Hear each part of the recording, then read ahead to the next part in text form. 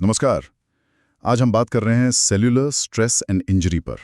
मतलब कि कोशिकाएं जो हमारे शरीर की सबसे छोटी इकाई हैं, वो दबाव या चोट पर हम कैसे प्रतिक्रिया करती हैं। हमारे पास कुछ नोट्स और स्लाइड्स हैं। इनकी मदद से हम समझेंगे कि एक सामान्य कोशिका अपना संतुलन, मतलब होम्योस्टैसिस, कैसे बनाए रखती है, और फिर तनाव में वो कैसे डलती है, चोट लगने पर क्या होता है, और आखिर में सेल डेथ कैसे होती है। तो चलिए शुरू करते हैं। तो पहली स्लाइड है होम्योस्टैसिस पर।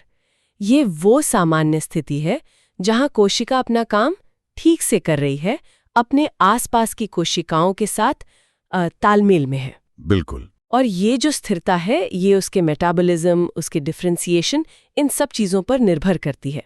लेकिन सोचिए, जब कोशिका पर कोई दबाव बढ़ता है या हल्का तनाव होता है, तो उसे जीवित रहने के लिए कुछ बदलना पड़ता है। हाँ, यहीं से एडेप्टेशन की कहानी शुरू होती है। या फिर अगर तनाव ज्यादा है तो रिवर्सिबल इंजरी हो सकती है, और अगर वो भी सीमा पार कर जाए तो इरिवर्सिबल इंजरी, और अंततः सेल डेथ, नेक्रोसिस या एपोप्टोसिस से। अच्छा, तो ये एडेप्टेशन क्या है? मतलब कोशिका ढल जाती है? हाँ बिल्कुल, एडेप्टेशन मतलब कोशिका अपनी स्थिति बदल लेती है ताकि वो बदली हुई परिस्थितियों में, मतलब तनाव में, जीवित रह सके। ये एक तरह का बचाव है। इसके मुख्य प्रकार हैं। पहला, हाइपरट्रॉफी। इसमें कोशिका का आकार बढ़ जाता है, जैसे कसरत से मांसपेशी का बढ़ना, या हाइपरटेंशन में दिल की मांसपेशी का मोटा होना। अच्छा, साइज बढ़ जाता है। हाँ। दूसरा है हाइपरप्लेजिया। इसमें कोशिकाओं की संख्या बढ़ जाती है। संख्या, ओके। तीसरा है एट्रोफी। इसमें कोशिका का आकार और उसकी गतिविधि दोनों कम हो जाती हैं, जैसे कोई अंग इस्तेमाल ना हो तो वो सिकुड़ जाता है। और चौथा है मेटाप्लेशिया। इसमें एक प्रकार की कोशिका किसी दूसरे प्रकार की कोशिका में बदल जाती है, जैसे सिगरेट पीने वालों की श्वास नली में ऐसा होता है। दिलचस्प। और क्या ये बदलाव हमेशा रहते हैं? नहीं, अक्सर नहीं।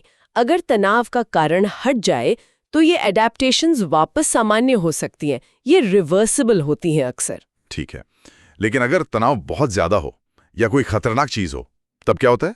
तब होती है सेल इंजरी, सीधी चोट। ये तब होता है जब तनाव इतना ज्यादा हो कि एडेप्टेशन काफी न हो, या कोशिका को कोई जहरीला पदार्थ मिले, पोषण न मिले, या फिर कोशिका में ही कोई जेनेटिक या फंक्शनल समस्या हो। तो इसका एक क्रम होता होगा?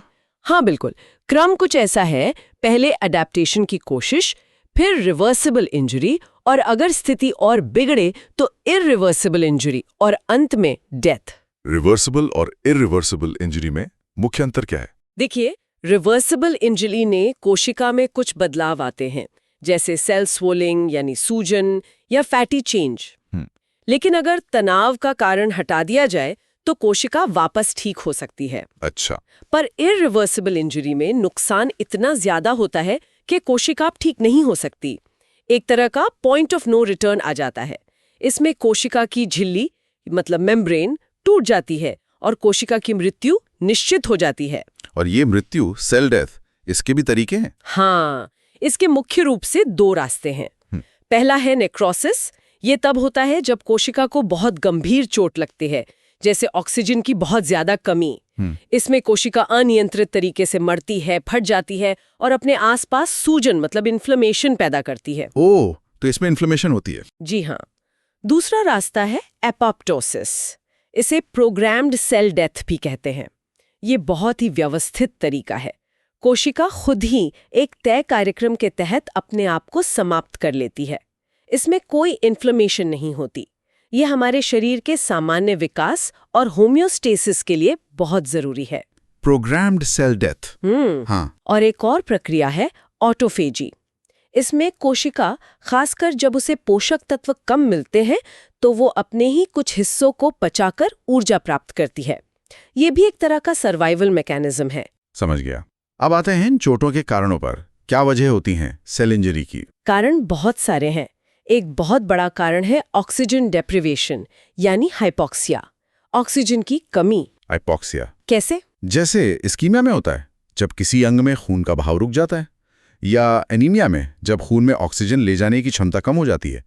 ऑक्सीजन नहीं मिलेगी तो कोशिका ऊर्जा यानी एटीपी नहीं बना पाएगी, और ये बहुत जरूरी है। सही बात है। और क्या कारण है? फिजिकल एजेंट्स भी हैं, जैसे सीधी चोट लगना, ट्रॉमा, बहुत ज़्यादा गर्मी या ठंड, रेडिएशन या फिर इलेक्ट्रिक शॉक, ये सब सीधे सीधे कोशिका को नुकसान पहुंचाते हैं। फिर आते हैं केमिकल एजेंट्स और ड्रग्स। इसमें बहुत कुछ शामिल है, जैसे वातावरण के प्रदूषक, कीटनाशक या फिर जहर जैसे आर्सेनिक, साइनाइड, और हाँ, अल्कोहल का ज्यादा सेवन या कुछ दवाएं भी कोशिका को चोट पहुंचा सकती हैं। ये तो काफी लंबी लिस्ट है। और भी कुछ है? बिल्कुल, इन्फेक्शियस एजेंट्स को नहीं भूल सकते। वायरसेस, बैक्टीरिया, फंगई, पैरासाइट्स, ये सब कोशिका में घुसकर या टॉक्सिन बनाकर नुकसान करते हैं। हाँ, बीमारियां।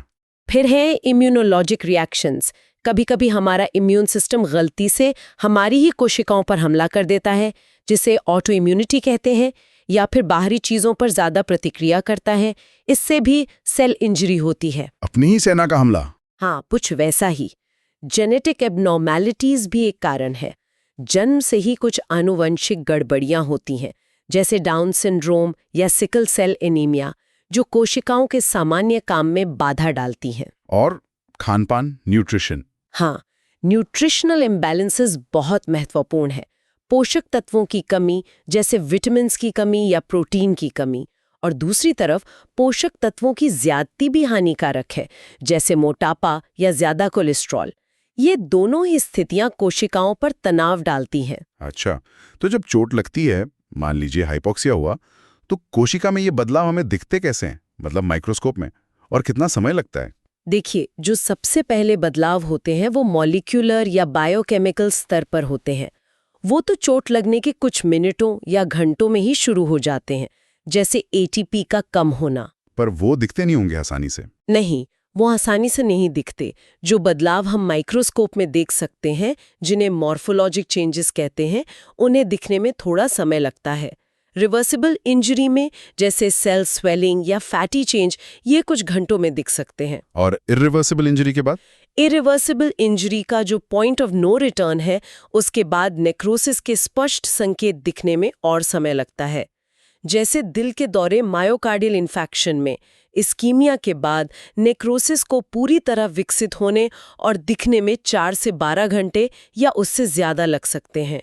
अपोप्टोसिस कुछ स्थितियों में जल्दी पहचाना जा सकता है, क्योंकि वो एक सक्रिय प्रक्रिया है। समझ गया। तो अगर हम पूरी कहानी को संक्षेप में देखें, कोशिकाएं सामान्य रूप से होम्योस्टेसिस में रहती हैं। हाँ। जब तनाव आता है तो वो अडेप्ट करने की कोशिश करती हैं, हाइपरट्रॉफी, हाइपोप्लेजिया, एट्रोफी या मेटाप्लाजिया के जरिए। सही। जब अडेप्टेशन काफी नहीं होता या चोट सीधी लगती है तो पहले रिवर्सिबल इंजरी होती है। अगर वो ठीक नहीं हो पाती तो इरिवर्सिबल इंजरी होती है और फिर कोशिका की मृत्यु हो जाती है नेक्रोसिस या एपोप्टोसिस से। एकदम सही सारांश है। और हमने देखा कि चोट के कारण कितने विविध हैं, हाइपोक्सिया से लेकर पोषण की गड़बड़ी तक। और नतीजा क्या होगा, कोशिका बचेगी, अडेप्ट करेगी या मर जाएगी, ये इस पर निर्भर करता है कि चोट किस तरह की थी, कितनी देर तक रही, कितनी गंभीर थी, और हाँ, खुद कोशिका किस प्रकार की है और उसकी उस समय की स्थिति कैसी थी। तो ये कोशिकाएं, ये छोटी सी इकाइयां लगातार अपने पर्यावरण के साथ एक तरह की जद्दोजहद में लगी रहती हैं। संतुलन बनाना, बदलना और चोट का सामना करना, ये चलता ही रहता है। बिल्कुल, और यही बात इसे इतना जटिल और दिलचस्प बनाती है। इतने सारे कारक हैं, चोट की प्रकृति, अवधि, गंभीरता, कोशिका का प्रकार, इन सब को देखते हुए किसी एक स्थिति में कोशिका का अंतिम परिणाम क्या होगा, इसका सटीक अनुमान लगाना वाकई कितना मुश्किल हो सकता है। ये आगे सोचने के लिए एक महत्वपूर्ण बिंदु है कि कैसे ये सूक्ष्म स्तर की घटनाएं हमारे पूरे स्वास्थ्य को प्रभावित करती हैं।